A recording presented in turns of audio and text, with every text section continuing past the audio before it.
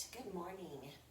So today I have a few clients who need to have a video here for some work on the stability ball, some things they can do for balance. So this is just going to be a quick little tutorial video about things you can do for that. So of course a stability ball, you can find them lots of places, Walmart, Target have them. You can get it on Amazon if you don't want to go out. Even checking places like Ross, TJ Maxx, Marshalls. They have a small fitness section, but a lot of times you can find what you're looking for basic fitness stuff, and it's good quality stuff at a cheaper price. So that's always a good option as well.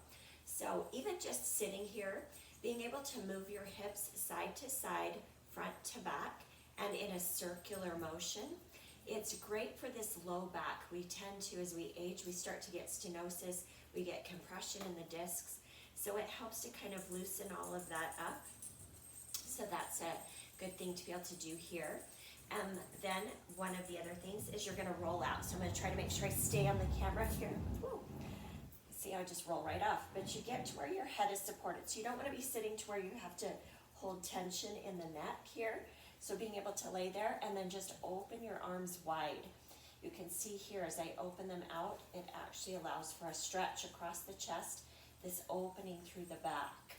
Then of course, that movement where we roll ourselves back up, so rolling down, and then rolling back up. So good work to be able to engage the core and utilize those muscles. Because sometimes it's not even so much that the core is super weak, although most of us can always use improvement. We're just not quite sure how to activate it. So rolling out like that and rolling back up, you know, doing it somewhere where you're on the carpet or somewhere where you're not going to maybe roll into a coffee table, something like that would be good. So while you're down there, I'm going to show you a couple of exercises that you can do to strengthen your upper body in a protected way. So as I roll down, here again, my head and shoulders are relaxed. I can set weights right here on my hips, and I just drop down and squeeze up. Drop down, squeeze up.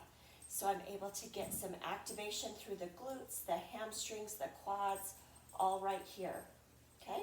So again, you push up to this, this bridged position, and then I could do a chest press. So just pressing my hands up and down, and up and down. We press above the chest. Notice I'm not coming above my face up here. So we're pressing straight up from the chest, opening the elbows wide, and then pressing narrow to the center. One more exercise you can do is you can do it with either one weight or two. If you have two weights, you need to be able to stabilize them together like this, okay?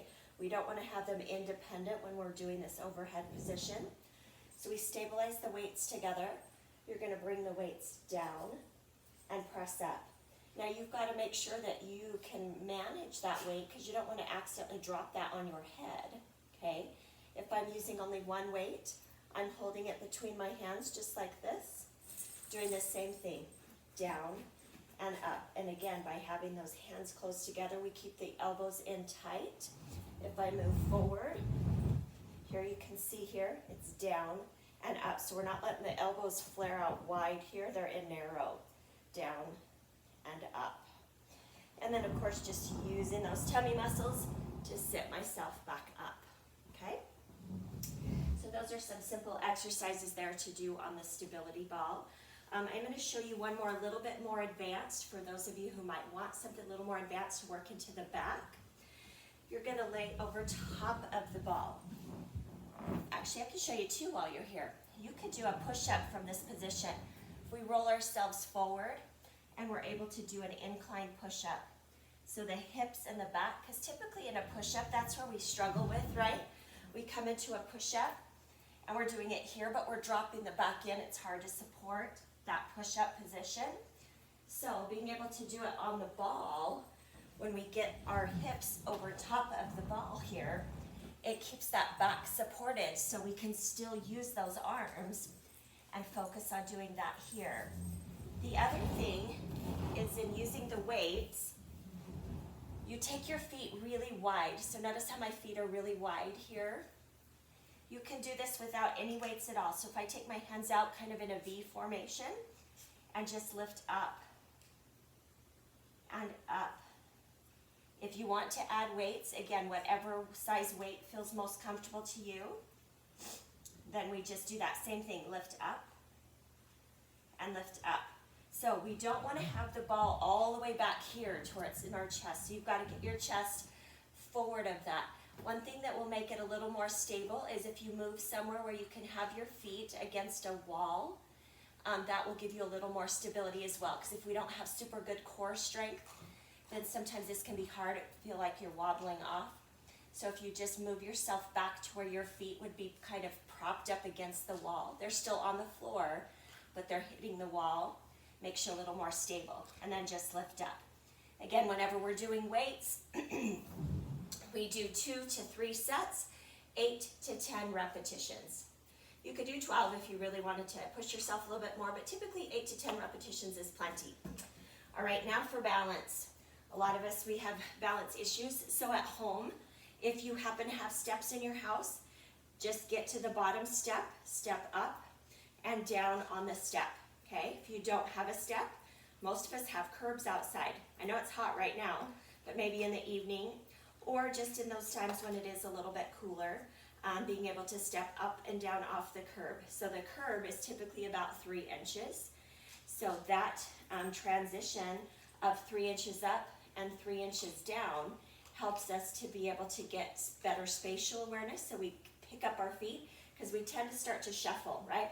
We kind of shuffle our feet, or we step with the what we call our lead leg, and we drag the back leg, okay? And that tends to drag and trip us up a little bit, okay? The other thing you want to do, and you can do this holding onto a chair. So like if I use the back of my couch here, I could use that for stability, and I could just take my leg out to the side, okay? Out and out. It's not a big movement. So if I pretend here so you can see, it's a small movement. So I'm not trying to do a ballet kick or something. It's just lifting, lifting. Notice how I keep this supported. So I'm not dropping this hip out in order to do that. So I've got to pull that hip in and lift, lift. The knee is not locked out. It has a slight bend. We should always be able to bounce. That's kind of the best way, because if my knee is locked, I can't bounce, okay? If I bend the knee a tiny bit, I can bounce, okay? So that's a good cue for you. So just lifting side to side. Again, doing 10 repetitions on one side. Switch, find your stability, get your bounce, and 10 on the other side. The second one I want you to do is to change the positioning of your legs. So you're going to tap back like you were going to, if you were in a box, to the back corner of the box, okay? So it's not straight back, it's off to the angle a little bit, because what I'm trying to do is shift from what we call our abductors on the outside of the leg into the glute. You've got glute minimus, glute medius here. We tend to have a hard time really working those, so taking that foot to that 45-degree angle will help. And then we just lift. Now notice from the side, I know it's a little bit hard, I tend to blend into the back there, but I don't want you to arch your back. So to see the difference, arching my back, don't arch the back. Okay, so we tuck that tailbone under so it's nice and controlled here. Then squeeze through the glutes and just lift 10 times each side. So of course we would switch here, 10 here. So it's very small movement. And again, I'm not using support, but you totally can use support. You could be by a wall, you could hold onto your couch, a chair, anything that you need to do that, okay? Work up to 2 sets. The first time you do it, probably 1 set would be sufficient. Then after that, work up to 2 sets to that, okay? The other thing you can do for balance is just your simple toe raises, pressing up and down, up and down. As you press up, I want you to focus on pressing through the big toe. A lot of times when we press up, we let the feet roll out to the outside edge so you can kind of feel that. It disrupts the kinetic chain, so we're not as strong, because now we're bowing the legs out instead of following right up through what we call the frontal line of the body. So pressing down through that big toe, up and down. And of course, always a single leg stance, just lifting one toe off the floor. You could even just keep it, if you're starting your balance practice, you might keep your toe on the floor a little bit. So if you look from the side, you can see that I don't have a lot of support, but it's just enough sometimes to help keep us a little bit more stable. So the toe is resting there like a kickstand, so to speak. Again, we have that slight bend in that leg. I could bounce on it. I'm not locking it out, okay? And as you get stronger, you can actually lift it up. Again, when we feel that little bit of vibration, that rocking back and forth, don't be afraid of that, okay? That is the body sending signals to the brain and our what's called our neural core system, our internal GPS, saying we're off balance, we need to stabilize. And so it starts sending all of those signals to stabilize. If every time you start to wobble a little bit, we grab on and hold on to something, the brain is like, oh, false alarm, don't need to balance, okay? So we have to challenge that system. We have to allow it to learn how to balance. So don't be afraid of that. So again, this is just a little tutorial to help you with things with balance, things you can do with a stability ball. Hopefully that you find that helpful. You can always send me little messages. Let me know if there's other things that you'd like to see some tutorials on, and I'm happy to help out. Have a wonderful day.